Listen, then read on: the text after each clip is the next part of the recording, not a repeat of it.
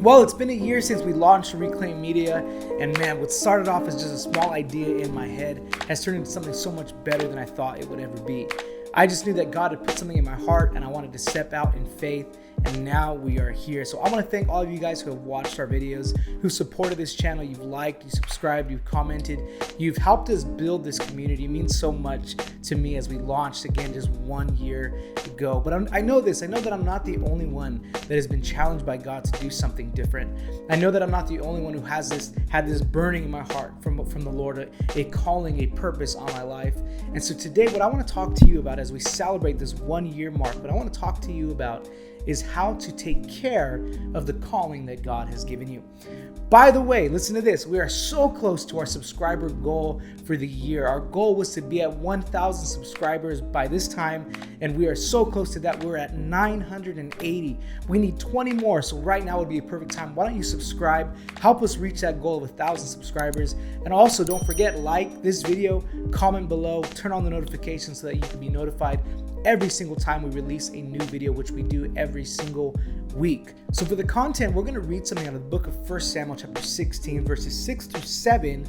Then we're going to jump down to verses 11 through 13. But a quick summary, what's happened in the story is King Saul was rebellious towards God. He disobeyed God. And so God has stripped the kingdom from King Saul. And now he's in the process of anointing David as the new king. So let's read this in 1 Samuel chapter 16, verse 6 through 7. Then again, we're going to jump down to 11 through 13. When they came, he looked on Eliab and thought, surely the Lord's anointed is before him. But the Lord said to Samuel, who was the prophet, do not look on his appearance or on the height of his stature, because I have rejected him. For the Lord sees not as man sees. Man looks on the outward appearance, but the Lord looks on the heart. Then Samuel said to Jesse, are all your sons here? And he said, there remains yet the youngest, but behold, he is keeping the sheep. And Samuel said to Jesse, send and get him, for we will not sit down till he comes here. And he sent and brought him in. Now he was ruddy and had beautiful eyes and was handsome. And the Lord said, arise, anoint him, for this is he. Then Samuel took the horn of oil and anointed him in the midst of his brothers. And the Spirit of the Lord rushed upon David from that day forward. So let's get this straight right away. What this story shows us is that there was an individual who most people would overlook, but yet God called him. We need to understand, I want to encourage you with this, that you are not overlooked, that God has a purpose on your life. I think sometimes we judge ourselves and others as the world does, and that's by appearance. God does not judge you by your appearance. He judges you and he calls you by the purpose that he's placed on your life.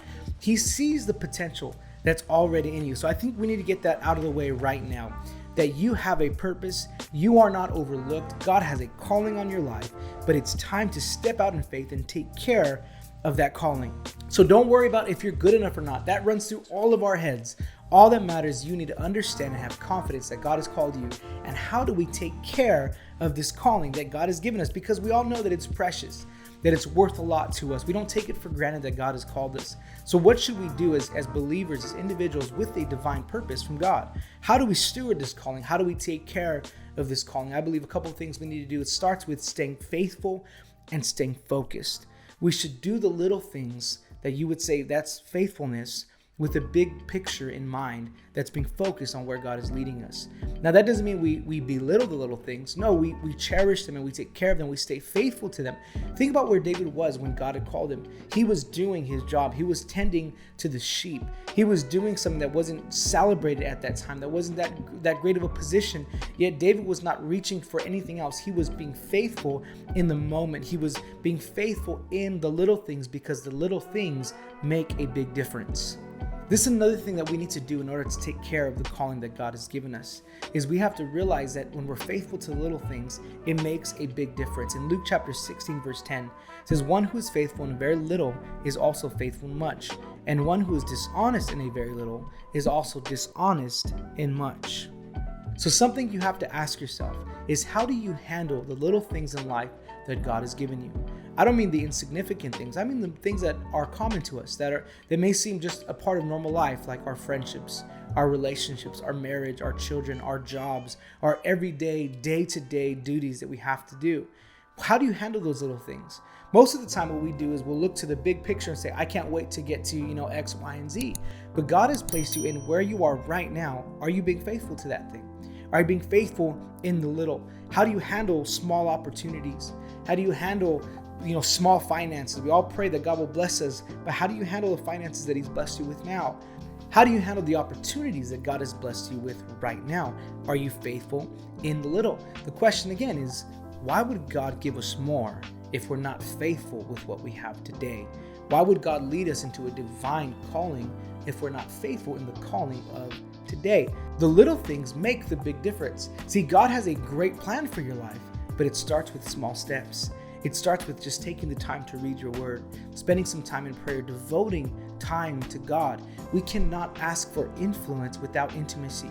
If we don't have intimacy with the Lord, then our influence in the world means nothing.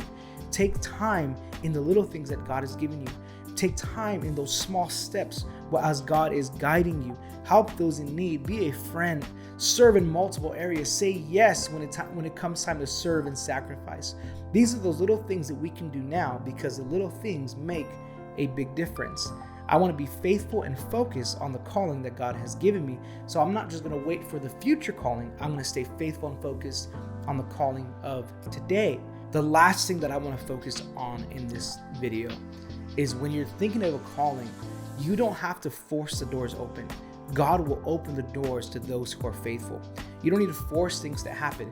You just need to walk in obedience. You don't have to manipulate people and try to get your way in different crowds with different influencers and different positions. No, none of that really matters. What matters most is your obedience to the Lord, because God opens doors to those who are obedient to His will. He doesn't just open doors to anybody or for anybody. He opens doors to those who are faithful in the little, those He can trust with much influence, those He can trust with a large calling, those He can trust with deep wisdom and revelation. These are the people He opens the doors for because they are faithful in the little things. You don't have to force an opportunity. You have to hear the voice of God and walk in the opportunity. And remember this, not every good opportunity is a God opportunity. In 1 Corinthians 10:23 says, all things are lawful, but not all things are helpful. All things are lawful, but not all things build up. Just because it seems good doesn't mean it is good. Just because it seems like a great opportunity for you doesn't mean it is a great opportunity for you. Remember, we want to walk in obedience to the will of the Lord. And so I don't want to force an opportunity. I want to hear His voice and be led into an opportunity, because I know that when I'm led by His voice, every good opportunity is a God opportunity. Don't mistake the two. Don't try to force these doors open. So listen, I know we've all been called by God.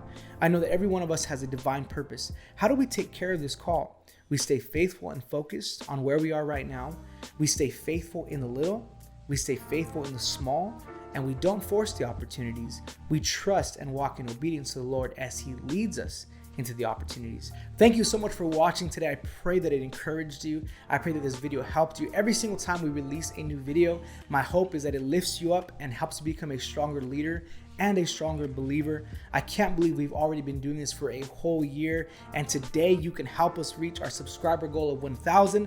I believe right now, as we're filming, we're at 980, and I believe that we can break the 1,000 mark today. So don't forget to subscribe to Reclaim Media, turn on the notifications so that you can see every time we release a new video.